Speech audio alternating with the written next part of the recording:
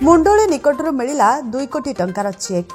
बांकी मुंडोली ब्रिज निकटरू 2 कोटी 68 टंकार चेक सह समस्त कागजपत्र पाई निकटस्थ बारंग थाना रे फेराइछंती जड़े सचोट व्यक्ति।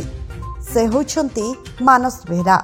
से मुंडोली को माछ मारिबाकू जाइथिबा बेले तांको नजर पड़िथिला ए चेक उपरे। एसबू कागजपत्र सह कोटी कोटी टंकार चेक दे मानस सोशल मीडिया रे जणाइबा सह तुरंत निकटस्थ बारंग थाना रे फेराइथिले।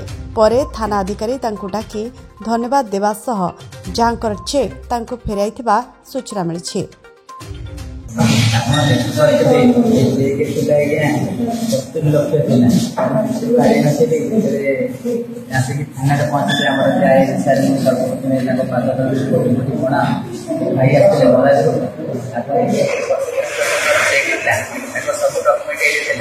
देखला बेड़ 2 कोटी 78 लक्ष अच्छी जानी नी लक्ष अच्छी अकाउंट जानी मुझे थाना पहुँचली आम सार अच्छे आम आईसीआर सब धन्यवाद देते सी आज्ञा 20-30 थर फोन कले। फोन नकला भी कहले पुआ से चेन्नई आई चेन्नई आसला भाई को डाक जिनस हाथ में